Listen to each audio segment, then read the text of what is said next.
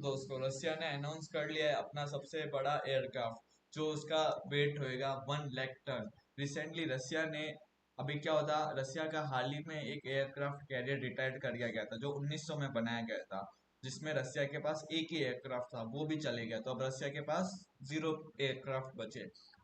India के पास अभी भी 2 है। मैं आपको एयरक्राफ्ट की हालत बताता हूँ पहले कैसी थी, जो अभी तक रशिया ने अब जो रिटायर्ड करा था।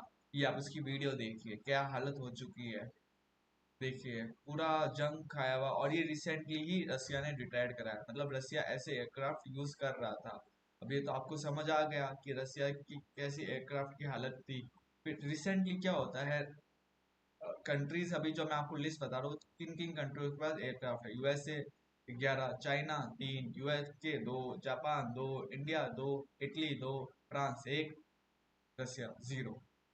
इंडिया भी बहुत तीसरे पे काम कर रहा है, कुछ सालों में इंडिया के पास भी 3 आ जाएगा। बट आप रशिया का देखिए 0। इतनी बड़ी सुपर पावर जो प्रशांत महासागर में नहीं जा सकती, इंडियन ओशन में नहीं जा सकती। एयरक्राफ्ट कैरियर बहुत जरूरी होता है।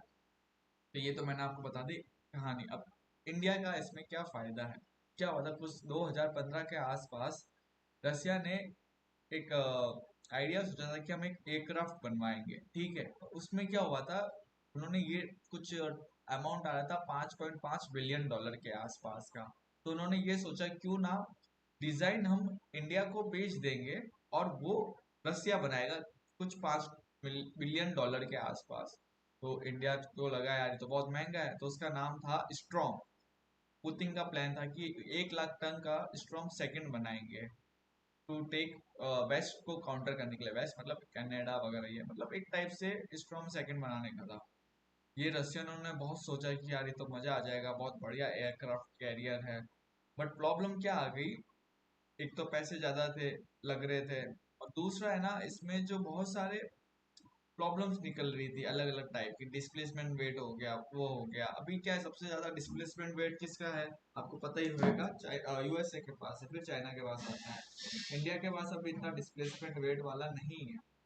अब जो रशिया ने जो अभी फर्दर उसके लिए विकिपीडिया पेज भी है, प्रोजेक्ट 20,000 जो रशियन नेवी बनाएगी, जिसकी कॉस्ट होगी 5 बिलियन डॉलर के आसपास। तो ये तो मैंने आपको बता दिया इसके बारे में। अब अब मैं नॉर्मली कोई एयरक्राफ्ट बनता है ना, तो उसका अलग अलग रेट्स होते हैं, पर रशिया ने मैंने बताया 5.5 बिलियन डॉलर का सोचा है, प्रोजेक्ट 23,000 बट जब ज्यादा कॉस्ट थी तो रशिया को भी लगा यार ये तो बहुत ज्यादा है। पर अभी क्या हो रहा है, उस टाइम इंडिया के साथ उन्होंने सोचा कि कोलैब करते हैं, बट इतना इंडिया रेट ज्यादा थी तो इंडिया ने भी मना कर लिया। और ये दुनिया का सबसे बड़ा डिस्प्लेसमेंट वेट वाला होगा। तो और रशिया ने ऑफर भी किया था, मैंने आपको जैसे बताया, जिसमें न्यूक्लियर पावर वाला होगा। नॉर्मली डीजल से चलता है, पर न्यूक्लियर पावर वाला रशिया ने ऑफर भी किया था इंडिया को। तो मैंने आपको स्टोरी बताई है, ये न्यूज पेपर का आर्टिकल है, मैं वो भी आपको बता देता हूँ। ये सब भी था, जिसके अंदर S-400 मिसाइल होती है ना, वो भी रसिया जो अब जो बना रहा है ना, उसमें S-400 मिसाइल भी होगी। अब नॉर्मली क्या होता है, जो एयरक्राफ्ट कैरियर होता है ना, वो अकेले कहीं नहीं जा सकता, क्योंकि देखिए उसके अंदर फाइटर जेट भी होते हैं, मिसाइल्स भी होती है। फॉर एग्जाम्पल अगर किसी दुश्मन ने देश ने उस पर मिसाइल डाल दी एयरक्राफ्ट ने, तो वो तो पूरा तबाह हो जाएगा, करोड़ों का नुकसान हो जाएगा। तो आपने हमेशा नोट करना, जब भी एयरक्राफ्ट ट्रेवल करता है तो पास में शिप अलग अलग ट्रेवल करती है, सबमरीन भी ट्रेवल करती है। तो उससे बचने के लिए अब रसिया ने बोला कि हम हमारे जो एयरक्राफ्ट होगा ना, लेटेस्ट वाला जो अभी हम वो काम कर रहे हैं बनाने पे, उसमें हम S-400 डिप्लॉय कर लेंगे। जिसमें S-500, सॉरी, S-500 के अंदर क्या होएगा, जो भी 500 किलोमीटर का रेडियस होएगा उससे वो सारी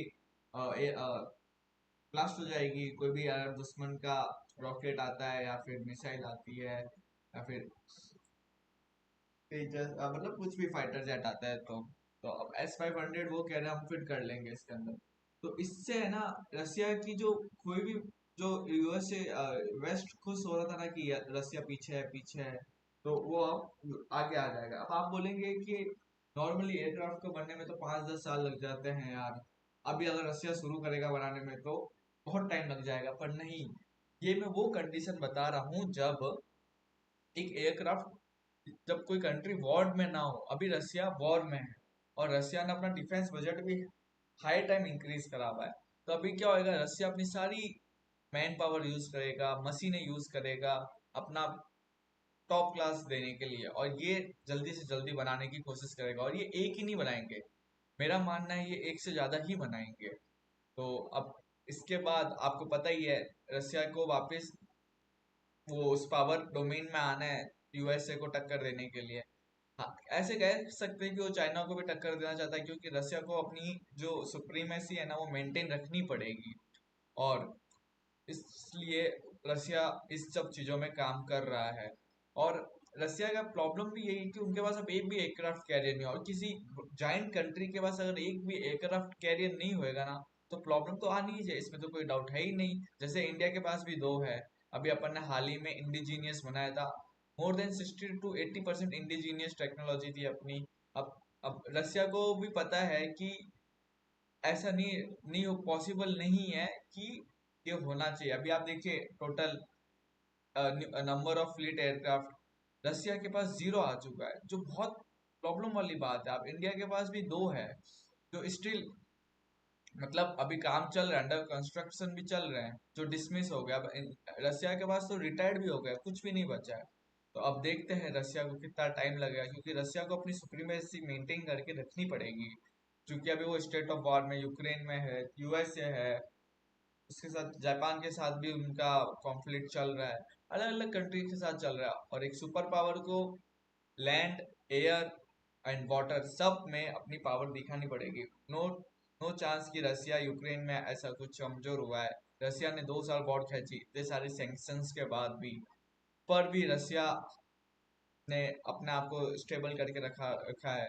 तो इसलिए ये पुतिन को आप भले कितना ही बोलो डिक्टेटर होएगा, वो होएगा, डेमोक्रेसी नहीं होगी रसिया को, बट इस टाइम में भी रसिया हर चीज में बेस्ट कर रहा है।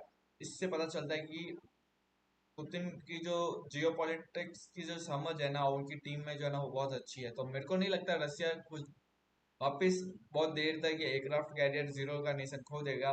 वो जल्दी अपना एयर का कैरियर बना देगा 1 लाख टन वाला, और वो वापस लिस्ट में शामिल हो जाएगा। हाँ, लगेंगे 1-2 साल तो लगेंगे, बट चलता है इतना तो बनने में। Thank you.